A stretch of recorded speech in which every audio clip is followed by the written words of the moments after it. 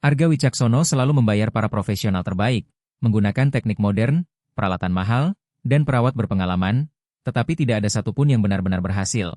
Karena ibu beliau, Ibu Sulastri, tetap terkurung di kursi roda, semakin jauh, semakin keras, dan semakin kesepian. Sampai suatu hari Arga Wicaksono pulang lebih awal dan tanpa sengaja melihat apa yang dilakukan oleh Puspita Ayuningtyas terhadap ibunya. Sesuatu yang bukan perawatan, bukan terapi, melainkan hal yang tidak pernah bisa dibeli oleh uang sebanyak apapun. Pagi itu Arga Wicaksono keluar rumah seperti biasa. Cepat, tegas, tanpa menoleh ke kanan atau kiri. Mengambil tas kerja kulitnya, membenarkan jam tangan di pergelangan, lalu berangkat ke kantor tanpa melewati ruang tamu. Karena ia tahu ibunya pasti duduk di sana, di kursi roda, menatap taman lewat jendela, selalu di tempat yang sama, selalu dalam diam. Ibu Sulastri berusia 72 tahun, rambut putih disanggur rapi ke belakang, tangan kurus, kulit dipenuhi jejak usia, dan rasa nyeri pada persendian membuatnya tak mampu berjalan. Setiap usaha hanya membawa penderitaan, sehingga kursi roda menjadi kebiasaan, dan kebiasaan itu berubah menjadi penjara. Arga Wicaksono telah mencoba segalanya, menyewa fisioterapis, dokter pribadi, dan perawat dengan riwayat kerja sempurna, membeli alat-alat impor, kursi roda elektrik, dan kasur ortopedi, membayar dengan gaji tinggi, sangat tinggi. Namun tak satu pun bertahan lebih dari 3 minggu. Hingga perawat terakhir pergi tanpa pamit dan hanya meninggalkan secarik catatan di meja dapur yang bertuliskan bahwa ia tidak sanggup lagi. Arga Wicaksono tidak terkejut, karena ia tahu ibunya sulit, selalu mengeluh, menolak bantuan, dan mematahkan setiap upaya percakapan dengan jawaban singkat dan tatapan tajam, dan jauh di dalam hati ia memahami, karena Ibu Sulastri selalu mandiri dan kuat, dan ketergantungan pada orang lain membuatnya marah, sementara Arga Wicaksono tidak punya waktu. Hidupnya dipenuhi rapat, perjalanan, dan kontrak yang tak pernah berhenti. Menurutnya ibunya sudah memiliki semua yang dibutuhkan, makanan tersedia, obat teratur, rumah bersih, lalu suatu hari agen penyalur art menelepon dan mengatakan bahwa mereka punya seorang kandidat yang bukan perawat, melainkan asisten rumah tangga untuk bersih-bersih, memasak, dan mengatur rumah, dan Arga Wicaksono menjawab dingin bahwa ia tidak butuh perawat, hanya seseorang yang menjaga rumah tetap berjalan, dan menyuruhnya datang keesokan hari. Keesokan paginya Puspita Ayuningtyas datang tepat pukul 7, mengetuk pintu dengan disiplin, dan Arga Wicaksono membukakan pintu, menilai sekilas perempuan berusia sekitar 50-an dengan tubuh pendek, wajah serius, dan tangan kasar, lalu menyerahkan kunci cadangan sambil menunjukkan dapur, kamar-kamar di lantai atas, dan menjelaskan bahwa ibu yang tinggal di rumah itu menghabiskan hari di ruang tamu dan tidak perlu dikhawatirkan. Yang penting rumah tetap bersih dan rapi. Puspita Ayuningtyas mengangguk tanpa bertanya, menyimpan kunci di tas, dan masuk rumah besar dengan lantai marmer, lampu gantung kristal, dan perabot mahal yang tampak tak pernah digunakan. Semuanya berkilau dan tertata rapi, indah namun kosong seperti museum. Ia memulai dari dapur, menata lemari, membersihkan meja, memeriksa persediaan, bekerja dalam diam, tanpa tergesa dan tanpa suara. Sampai menjelang siang ia melewati ruang tamu dan melihat Ibu Sulastri duduk di kursi roda membelakangi pintu, menatap keluar jendela tanpa bergerak, seolah dunia di luar tidak ada. Dan saat itu Puspita Ayuningtyas berhenti sejenak, menyadari sesuatu yang tak pernah dilihat orang lain, bahwa perempuan itu bukan hanya kesakitan, tetapi juga sendirian. Ia tidak mendekat dan tidak berkata apa-apa, hanya melanjutkan pekerjaannya. Namun sebelum pulang ia merapikan bantal-bantal di kursi dekat jendela, membenarkan tirai agar cahaya masuk lebih lembut, meninggalkan segalanya seperti semula tetapi terasa tidak lagi sedingin sebelumnya. Malam itu Arga Wicaksono pulang dan mendapati rumah sangat rapi. Makan malam sendirian seperti biasa tanpa menanyakan ibunya. Karena Puspita Ayuningtyas tidak mengeluh, tidak meminta apapun, dan tidak pergi, yang baginya sudah merupakan pertanda baik, sampai ketika naik ke kamar ia mendengar helaan napas lirih dari ruang tamu. Berhenti di lorong dan menatap ke arah pintu yang setengah terbuka dengan lampu mati, sempat terpikir untuk masuk dan bertanya, tetapi seperti biasa ia memilih naik ke atas dan menutup pintu kamar tanpa melakukan apapun. Puspita Ayuningtyas kembali keesokan harinya, lalu hari berikutnya, dan hari berikutnya lagi, selalu di jam yang sama dengan sikap yang sama tenangnya, membersihkan rumah, merapikan, memasak, tidak banyak bicara, tidak bertanya apapun, hanya bekerja. Namun sejak hari-hari pertama ia mulai menangkap detail yang tak pernah dilihat orang lain. Nampan sarapan yang Arga Wicaksono tinggalkan di meja ruang tamu untuk ibunya selalu kembali hampir utuh, roti terbelah dua dan dingin, jus tinggal setengah. Seolah Ibu Sulastri makan hanya untuk memenuhi kewajiban. Bantalan kursi roda selalu berada di posisi yang sama karena tak pernah ada yang mengatur atau memastikan kenyamanannya. Dan ruang tamu selalu sunyi tanpa televisi menyala, tanpa radio, tanpa suara apapun selain kehampaan. Puspita Ayuningtyas bukan terapis dan bukan perawat, Tetapi ia punya mata dan tahu mengenali pengabaian saat melihatnya, dan pada hari ketiga ketika sedang mengelaprak, ia menyadari bahwa Ibu Sulastri memperhatikannya dari sudut mata, tidak menatap langsung, seolah ingin melihat tanpa terlihat. Puspita Ayuning Tias pura-pura tidak menyadari dan melanjutkan pekerjaannya. Namun setelah selesai ia berhenti di ambang pintu ruang tamu dan berkata tanpa menoleh apakah Ibu Sulastri membutuhkan sesuatu. Dan yang ia terima hanyalah keheningan karena sang ibu hanya memalingkan wajah kembali ke jendela. Keesokan harinya pertanyaan yang sama berujung pada jawaban yang sama. Sampai pada hari kelima sesuatu berubah ketika Puspita Ayuning Tias sedang membersihkan meja dan mendengar suara Ibu Sulastri yang rendah dan serak seolah sudah lama tidak digunakan bertanya apakah ia tidak akan menanyakan apa yang ia derita. Puspita Ayuning Tias berhenti dan menatapnya. Meski Ibu Sulastri tetap membelakangi. Nadanya tidak agresif melainkan lelah. Dan dengan tenang Puspita Ayuning Tias menjawab bahwa ia tidak akan bertanya karena Ibu Sulastri akan bercerita jika menginginkannya. Dan untuk pertama kalinya sang ibu tetap diam tanpa memalingkan wajah, seolah mencerna jawaban itu. Puspita Ayuning Tias menyelesaikan pekerjaannya dan sebelum pulang melakukan sesuatu yang berbeda dengan membersihkan pemutar musik lama yang terlupakan di sudut rak, memastikan masih berfungsi. Lalu keesokan harinya membawa flash disk dari rumah dan memutar musik pelan dan lembut saat merapikan ruang tamu hanya untuk memecah keheningan. Tetap bekerja seolah tak ada yang berubah. Tetapi melihat Ibu Sulastri berhenti menatap jendela dan sedikit memalingkan kepala ke arah suara tanpa mengeluh atau meminta dimatikan, hanya mendengarkan, dan hari itu Puspita Ayuning Tias pulang tanpa sepatah kata, mematikan musik, menyimpan flash disk, lalu pergi. Keesokan harinya Ibu Sulastri masih di posisi yang sama menatap jendela, tetapi kali ini saat Puspita Ayuning Tias masuk ruang tamu, ia berbicara lebih dulu dan meminta musik itu diputar lagi. Membuat Puspita Ayuning Tias berhenti dan untuk pertama kalinya melihat sesuatu yang berbeda di wajahnya bukan kekakuan atau dingin, melainkan harapan. Lalu ia memutar musik dan sambil bekerja melihat Ibu Sulastri memejamkan mata, menarik napas dalam, membiarkan suara mengisi kekosongan di sekelilingnya, dan saat itu Puspita Ayuning Tias menyadari bahwa perempuan itu tidak membutuhkan teknik, obat yang lebih baik, atau alat mahal, melainkan seseorang yang melihatnya sebagai manusia. Malamnya Arga Wicaksono pulang dan mendapati rumah serapi biasanya tanpa menyadari perbedaan apapun. Makan malam, bekerja, lalu naik ke kamar, tetapi sebelum tidur ia mendengar suara samar dari ruang tamu. Musik, yang membuatnya mengernyit dan turun untuk melihat Ibu Sulastri tertidur di kursinya sementara musik masih menyala. Sehingga ia mematikannya. Menyelimuti ibunya dengan selendang dari sofa, lalu kembali ke atas tanpa bertanya atau mencari tahu asalnya. Menganggap itu ulah asisten rumah. Tangga baru yang terasa aneh tetapi tidak buruk. Sejak itu musik menjadi rutinitas. Setiap pagi saat Puspita Ayuning Tias datang ia memutarnya pelan dan diskret, dan Ibu Sulastri menantikannya tanpa meminta atau berterima kasih.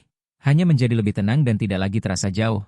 Sementara Puspita Ayuning Tias terus bekerja, merapikan bantal, mengatur tirai, membersihkan rumah mengikuti irama lagu-lagu yang mengalun, hingga suatu hari tanpa sadar ia mulai menari dengan gerakan ringan dan alami saat mengepel lantai, melangkah ke kiri dan ke kanan, dengan lengan mengikuti alunan melodi. Gerakannya sederhana dan alami, dan Ibu Sulastri memperhatikannya dari kursi roda tanpa memalingkan wajah. Kali ini ia menatap tanpa berkedip, tanpa mengalihkan pandangan, hingga akhirnya tersenyum. Senyum kecil yang hampir tak terlihat tetapi nyata. Membuat Puspita Ayuning Tias berhenti membersihkan dan menatapnya lalu bertanya dengan lembut apakah Ibu Sulastri menyukai menari. Sang ibu menunduk, tangannya sedikit gemetar di pangkuan, lalu menjawab. Pelan dan hampir malu bahwa dulu ia biasa menari sebelum semua ini.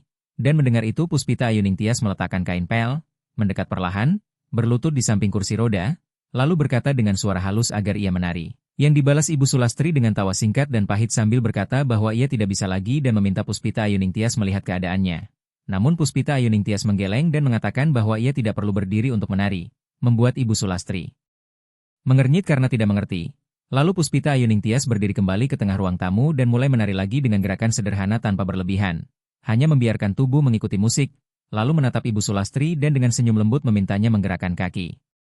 Ibu Sulastri ragu, menatap kakinya sendiri yang lama terdiam dan terkurung di kursi roda, tetapi sesuatu di dalam dirinya tergerak, dan perlahan, sangat perlahan, ia mulai menggerakkan jari-jari kakinya lalu kaki kanan sedikit saja mengikuti irama. Rasa sakit memang ada, tetapi bukan sakit yang mematikan, melainkan sakit yang terasa hidup. Membuat Puspita Ayuning Tias tersenyum dan terus menari sementara Ibu Sulastri terus menggerakkan kakinya. Hingga tanpa disadari lengannya pun ikut bergerak. Terangkat perlahan mengikuti melodi, seluruh tubuhnya merespon suara meski tetap duduk. Ia tidak mencoba berdiri karena tak bisa, tetapi ia bergerak, dan untuk pertama kalinya setelah bertahun-tahun ia merasa ringan. Ketika musik berakhir, Ibu Sulastri terengah-engah namun tersenyum dengan senyum penuh dan nyata.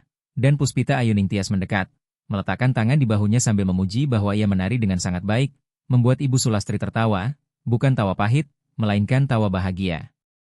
Hari-hari berikutnya itu menjadi ritual rahasia mereka. Selalu di jam yang sama, dengan lagu yang sama, hanya berdua, Puspita Ayu Ningtyas menari dan Ibu Sulastri bergerak di kursi roda selama beberapa menit saja. Tidak berlebihan, tetapi cukup untuk mengembalikan sesuatu yang telah lama hilang. Meski mereka hidup dalam ketakutan, takut terlihat, takut dihakimi. Takut jika Arga Wicaksono mengetahui dan menghentikan semuanya. Sehingga mereka selalu mengecek jam, selalu berhenti sebelum tengah hari, dan selalu menyimpan rahasia, sampai suatu hari Puspita Ayu Ningtyas lupa memperhatikan waktu, musik diputar lebih keras dari biasanya. Ibu Sulastri tertawa sambil menggerakkan lengannya. Dan Puspita Ayu Ningtyas berputar ringan di tengah ruangan ketika mereka mendengar suara pintu depan terbuka. Puspita Ayu Ningtyas membeku, Ibu Sulastri membelalakan mata. Karena masih terlalu pagi dan Arga Wicaksono tak pernah pulang di jam itu. Tetapi suara langkah di lorong tak mungkin keliru, membuat Puspita Ayu Ningtyas berlari mematikan pemutar musik sambil menahan napas. Sementara Ibu Sulastri memperbaiki posisi duduknya dan menarik napas dalam-dalam berusaha terlihat normal, dan Puspita Ayu Ningtyas cepat-cepat mengambil kain pel dan berpura-pura membersihkan ketika langkah-langkah itu berhenti. Tepat di ambang pintu ruang tamu dengan Arga Wicaksono berdiri menatap, membuat Puspita Ayu Ningtyas berani mengangkat pandangan dengan keyakinan bahwa semuanya telah berakhir dan ia akan dipecat.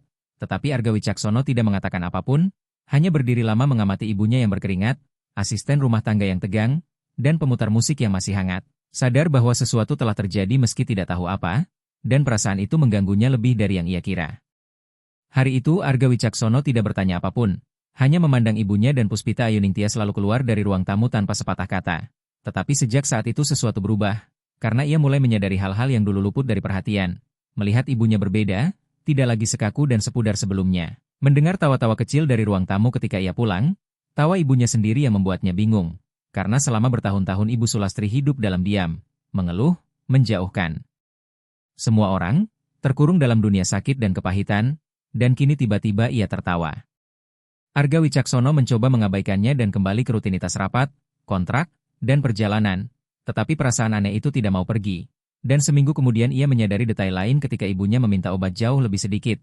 Tidak lagi analgesik pagi, siang, dan malam, tidak lagi mengeluh terus-menerus tentang rasa sakit. Dan ketika Arga Wicaksono bertanya apakah semuanya baik-baik saja, ia hanya menjawab bahwa ia merasa lebih baik, membuat Arga Wicaksono terdiam dan bertanya dalam hati. Bagaimana mungkin? Karena tak satupun dokter, perawatan, atau terapi mahal pernah mampu melakukan itu. Namun kini dengan kehadiran seorang asisten rumah tangga yang hanya membersihkan rumah, Ibu Sulastri justru membaik, sesuatu yang terasa tidak masuk akal, dan semakin Arga Wicaksono memikirkannya, semakin besar kecurigaan yang tumbuh. Hingga komentar-komentar mulai bermunculan, diawali oleh tetangga bernama Rinawati Lestari, seorang perempuan yang tinggal 3 rumah di depan dan gemar bergosip.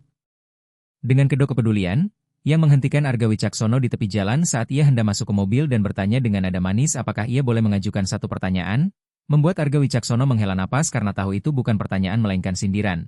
Lalu menjawab singkat bahwa ia boleh. Dan Rinawati Lestari pun menanyakan apakah ia benar-benar mempercayai asisten rumah tangga baru yang ia pekerjakan, membuat Arga Wicaksono mengernyit dan bertanya mengapa. Sementara Rinawati Lestari menurunkan suara seolah sedang membagikan rahasia berbahaya.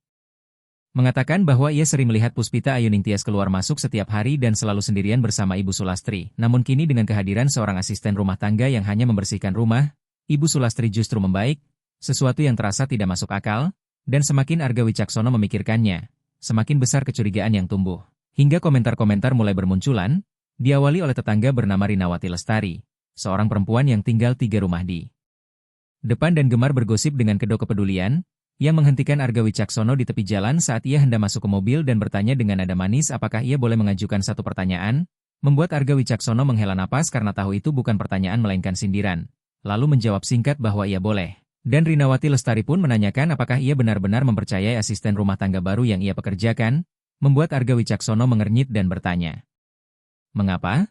Sementara Rinawati Lestari menurunkan suara seolah sedang membagikan rahasia berbahaya, mengatakan bahwa ia sering melihat Puspita Ayu Ningtyas keluar masuk setiap hari dan selalu sendirian bersama Ibu Sulastri. Lalu menambahkan bahwa orang lanjut usia itu rentan dan niat orang tidak pernah bisa benar-benar diketahui. Membuat dada Arga Wicaksono terasa sesak bukan karena takut melainkan marah yang ia sembunyikan, sehingga ia menjawab tegas bahwa Puspita Ayu Ningtyas hanya melakukan pekerjaannya, dan Rinawati Lestari membalas dengan senyum palsu sambil berkata bahwa ia hanya ingin mengingatkan karena kehati-hatian tidak pernah berlebihan. Lalu Arga Wicaksono masuk ke mobil tanpa menanggapi, meski benih keraguan telah tertanam. Dalam hari-hari berikutnya ia mulai memperhatikan detail lain, Botol obat di meja ruang tamu yang dulu selalu kosong kini hampir penuh.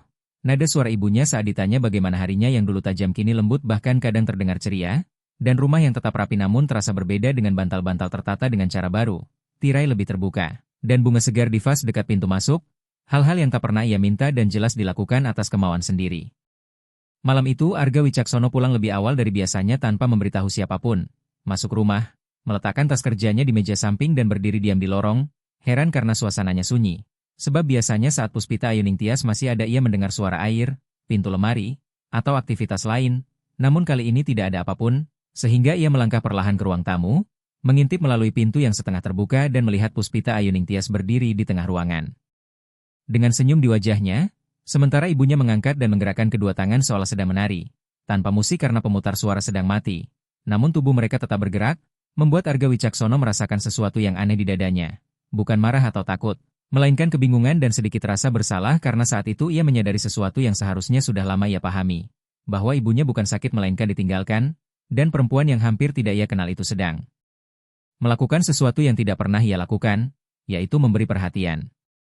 Ia mundur sebelum mereka menyadarinya, naik ke kamar, duduk di tepi tempat tidur, dan untuk pertama kalinya setelah bertahun-tahun bertanya pada dirinya sendiri kapan terakhir kali ia benar-benar menatap ibunya. Namun keraguan belum hilang karena ia masih bertanya-tanya apalagi yang sebenarnya terjadi dan apakah orang-orang lain mungkin benar sementara dirinya terlalu polos. Keesokan harinya Arga Wicaksono mengambil keputusan untuk kembali pulang lebih awal tanpa memberi kabar demi memastikan segalanya. Meninggalkan kantor pukul 3 sore tanpa penjelasan. Langsung mengambil kunci dan mengemudi pulang dengan pikiran yang bergejolak oleh kata-kata Rinawati Lestari, detail-detail yang ia amati, dan pemandangan hari sebelumnya yang bercampur menjadi satu, hingga ia memarkir mobil di garasi, mematikan mesin, duduk sejenak menarik napas, lalu keluar, menutup pintu. Perlahan, dan masuk melalui sisi rumah tanpa suara, mendapati lorong kosong dan sunyi sampai ia mendengar musik pelan dan lembut dari ruang tamu, membuatnya berhenti, mengepalkan tangan, berjalan perlahan ke pintu, mengintip melalui celah, dan membeku saat melihat Puspita Ayuningtyas menari di tengah ruangan dengan gerakan sederhana dan ringan mengikuti melodi dari pemutar musik.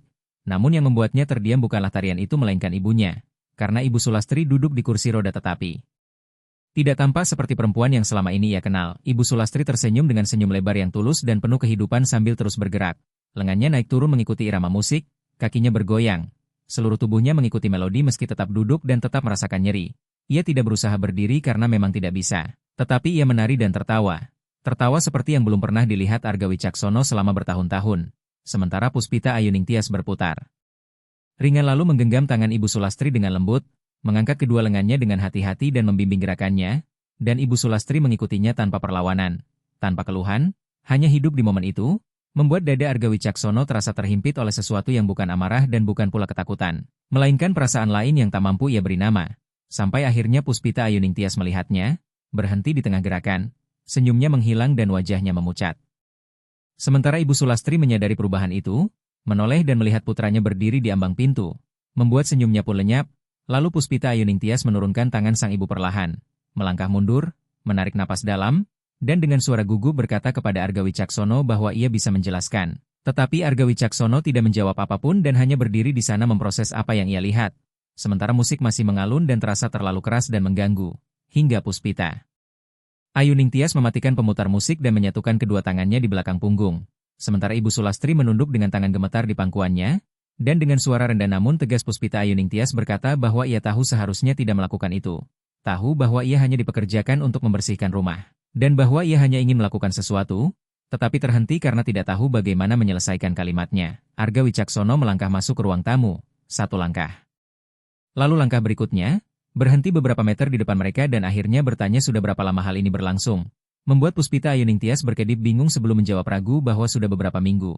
Lalu Arga Wicaksono menatap ibunya yang masih menunduk dengan wajah malu seolah tertangkap basah melakukan kesalahan. Menarik napas panjang hingga ketegangan di bahunya mengendur dan rahangnya melemas. Lalu ia mendekat, menarik sebuah kursi dan duduk tepat di depan ibu Sulastri, membuat sang ibu mengangkat wajahnya dengan terkejut, dan Arga Wicaksono terdiam beberapa saat hanya menatapnya. Benar-benar menatapnya, dan untuk pertama kalinya setelah bertahun-tahun melihatnya bukan sebagai tanggung jawab atau masalah yang harus diselesaikan, melainkan sebagai ibunya. Lalu bertanya dengan suara yang lebih lembut dari yang diduga Puspita Ayuningtyas mengapa ia tidak pernah menceritakan hal ini. Membuat Ibu Sulastri membuka mulut lalu menutupnya sebelum berkata. Dengan lirih menceritakan apa? Bahwa ia membutuhkan semua ini, lalu mengalihkan pandangan dan mengatakan bahwa Arga Wicaksono selalu sibuk dan selalu jauh, membuat rasa bersalah di dada Arga Wicaksono semakin menekan hingga ia hanya bisa menjawab bahwa ia tahu. Dan keheningan kembali hadir tetapi kali ini terasa jujur dan tidak menyakitkan. Puspita Ayu Ningtyas tetap berdiri di sudut ruangan tanpa tahu apakah harus pergi, berbicara, atau melakukan sesuatu, sampai Arga Wicaksono berdiri, menatapnya, dan mengucapkan sesuatu yang tidak pernah ia duga dengan mengucapkan terima kasih. Mengulanginya sambil mengatakan bahwa ia berterima kasih karena Puspita Ayu Ningtyas telah melakukan sesuatu yang seharusnya ia lakukan sejak lama, membuatnya terdiam tanpa tahu harus menjawab apa. Hingga Arga Wicaksono menarik napas dalam dan mengajukan pertanyaan yang mengubah segalanya dengan menanyakan apakah ia bersedia merawat ibunya secara resmi, membuat Puspita Ayu Ningtyas terkejut dan terbata-bata mengatakan bahwa ia bukan perawat profesional. Tetapi Arga Wicaksono menyela dengan mengatakan bahwa ia tahu dan bahwa apa yang telah ia lakukan tidak pernah berhasil dilakukan oleh siapapun sebelumnya. Lalu menambahkan bahwa ia akan melipat gandakan gajinya dan membiarkannya mengatur rutinitas sesuai keinginan selama ia terus melakukan hal yang sama, membuat Puspita Ayu Ningtyas menoleh ke Ibu Sulastri yang matanya berkaca-kaca sebelum mengangguk, lalu menjawab bahwa ia menerima, membuat bahu Arga Wicaksono mengendur karena untuk pertama kalinya setelah sekian lama ia merasa telah membuat keputusan yang benar. Meski masih ada pertanyaan di benaknya tentang bagaimana semua itu bisa terjadi, bagaimana seorang asisten rumah tangga mampu melakukan apa yang tidak pernah dicapai oleh bertahun-tahun pengobatan. Keesokan harinya Arga Wicaksono bangun lebih awal, menyiapkan kopi, duduk di meja dapur dan menunggu Puspita Ayu Ningtyas datang. Dan ketika ia masuk tepat pukul 7, ia mendapati Arga Wicaksono sudah duduk di sana. Membuatnya terkejut hingga berhenti di ambang pintu dan menyapa. Lalu Arga Wicaksono menjawab dan memintanya duduk karena ia perlu berbicara. Mendorong secangkir kopi ke arahnya, menarik napas dalam, dan mulai mengatakan bahwa tentang kejadian kemarin ia sungguh-sungguh. Tetapi ia perlu memastikan bahwa Puspita Ayu Ningtyas memahami satu hal penting. Puspita Ayu Ningtyas menunduk, dan Arga Wicaksono berkata dengan tegas bahwa ia tidak ingin Puspita Ayu Ningtyas menjadi pekerja 24 jam. Tidak ingin ia tinggal di rumah itu, dan tidak ingin membebaninya. Lalu berhenti sejenak sebelum melanjutkan bahwa ia hanya ingin Puspita Ayu Ningtyas terus melakukan apa yang selama ini sudah ia lakukan. Menghadirkan musik, menemani, dan hadir secara tulus. Sementara untuk hal-hal lain seperti mandi, obat-obatan, atau dokter, mereka bisa mempekerjakan orang lain sehingga Puspita Ayu Ningtyas tidak harus menanggung semuanya sendiri. Puspita Ayu Ningtyas mengangkat wajahnya dan bertanya apakah Arga Wicaksono benar-benar mempercayainya. Dan ia mengangguk sambil mengatakan bahwa ia percaya karena Puspita Ayu Ningtyas telah melihat ibunya sebagai manusia. Sesuatu yang tidak pernah dilakukan orang lain. Membuat dada Puspita Ayu Ningtyas terasa sesak hingga akhirnya ia menjawab dengan mantap bahwa ia menerima tawaran itu, tetapi dengan satu syarat, yang membuat Arga Wicaksono mengernyit dan bertanya apa syaratnya. Lalu Puspita Ayu Ningtyas berkata bahwa jika suatu hari Ibu Sulastri tidak ingin menari lagi, mereka harus berhenti tanpa paksaan dan tanpa tekanan, membuat bahu Arga Wicaksono mengendur dan untuk pertama kalinya ia tersenyum sungguh-sungguh sambil menyetujui kesepakatan itu. Mereka terdiam beberapa detik sebelum Arga Wicaksono mengeluarkan sebuah amplop dari sakunya dan meletakkannya di atas meja sambil mengatakan bahwa gaji baru Puspita Ayu Ningtyas berlaku mulai hari itu, dan Puspita Ayu Ningtyas menatap amplop itu tanpa membukanya lalu mengangguk dan mengucapkan terima kasih. Namun Arga Wicaksono membalas dengan mengatakan bahwa justru dialah yang berterima kasih, membuat Puspita Ayu Ningtyas bangkit, mengambil amplop, dan menuju ruang tamu tempat Ibu Sulastri sudah terjaga dan duduk di kursi roda menatap keluar jendela, lalu tersenyum saat melihatnya dan menyapa selamat pagi, yang dibalas Puspita Ayu Ningtyas dengan sapaan hormat, sementara Ibu Sulastri memandangnya penuh rasa ingin tahu dan bertanya apa yang diinginkan putranya. Membuat Puspita Ayu Ningtyas tersenyum dan menjelaskan bahwa Arga Wicaksono hanya ingin memastikan bahwa ia akan tetap tinggal. Membuat Ibu Sulastri menghela napas lega sebelum bertanya apakah ia benar-benar akan tetap di sana, dan Puspita Ayu Ningtyas menjawab ia sambil menggenggam tangan yang disodorkan Ibu Sulastri. Lalu sang ibu meminta dengan mata berbinar agar musik itu diputar lagi, menanyakan lagu yang ia sukai. Sehingga Puspita Ayu Ningtyas berjalan ke pemutar musik, memilih sebuah lagu, dan menyalakannya hingga musik memenuhi ruangan dan mereka berdua mulai menari seperti biasa. Tetapi kali ini tanpa rasa takut dan tanpa bersembunyi karena akhirnya ada seseorang yang benar-benar melihat. 3 bulan kemudian rumah itu terasa berbeda tanpa renovasi atau perubahan fisik apapun, dengan perabot, dinding, dan taman yang sama. Tetapi suasananya hidup karena musik kembali menjadi bagian dari rutinitas harian. Tidak lagi disembunyikan atau dirahasiakan. Diputar setiap hari dengan lembut untuk mengisi ruang-ruang kosong. Sementara Puspita Ayu Ningtyas tidak lagi membersihkan rumah seperti dulu dan lebih banyak menghabiskan waktu bersama Ibu Sulastri.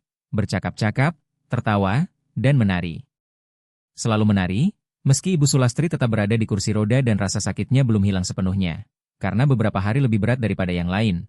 Tetapi kini ia bergerak, menggerakkan lengan, kaki, dan tubuhnya mengikuti irama sejauh yang diizinkan rasa nyeri. Dan pada hari-hari yang baik ia bahkan mencoba berdiri selama beberapa detik dengan bertumpu pada Puspita Ayu Ningtyas tanpa memaksakan diri.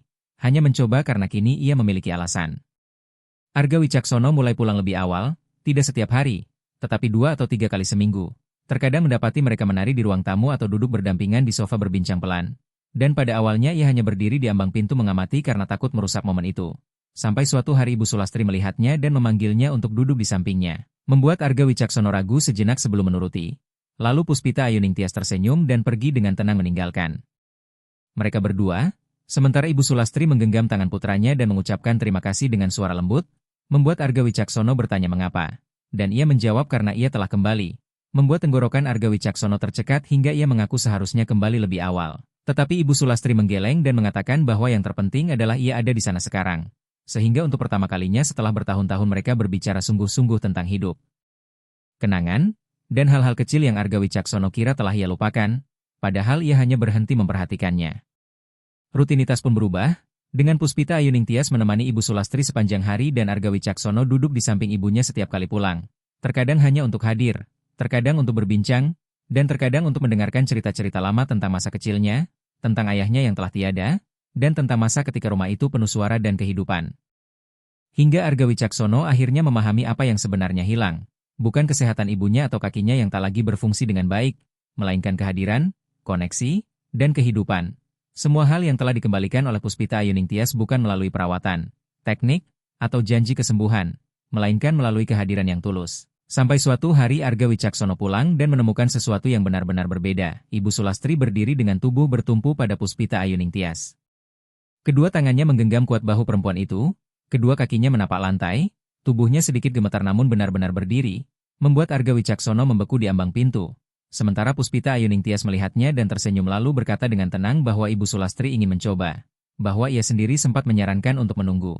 Tetapi sang ibu bersikeras, dan Ibu Sulastri menoleh ke arah putranya dengan senyum lelah namun penuh kebanggaan sambil berkata dengan suara bergetar bahwa ia masih bisa. Membuat mata Arga Wicaksono terasa panas meski ia tidak mengalihkan pandangan dan menjawab dengan lembut bahwa ibunya selalu bisa. Ibu Sulastri melangkah satu langkah kecil yang menyakitkan, lalu satu langkah lagi. Sementara Puspita Ayu Ningtyas memegang dengan kokoh tanpa mengangkat atau menggendong. Hanya menopang, hingga Ibu Sulastri melangkah 3 kali lagi sebelum berhenti dan menarik napas panjang.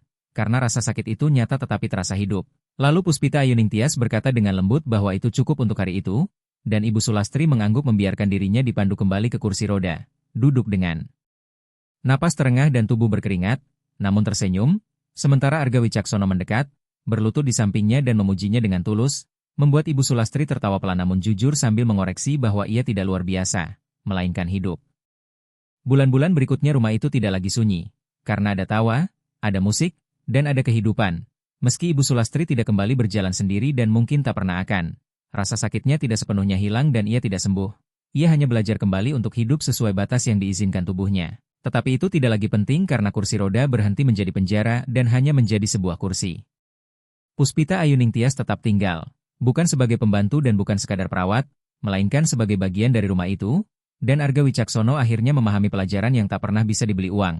Bahwa kehadiran tidak bisa dibeli, kepedulian tidak memiliki harga, dan terkadang yang paling dibutuhkan seseorang bukanlah teknik atau keahlian, melainkan seseorang yang benar-benar melihatnya sebagai manusia, karena Puspita Ayu Ningtyas tidak menyembuhkan rasa sakit, ia hanya mengembalikan sesuatu yang selama ini terabaikan, yaitu keinginan untuk hidup, dan itulah yang mengubah segalanya.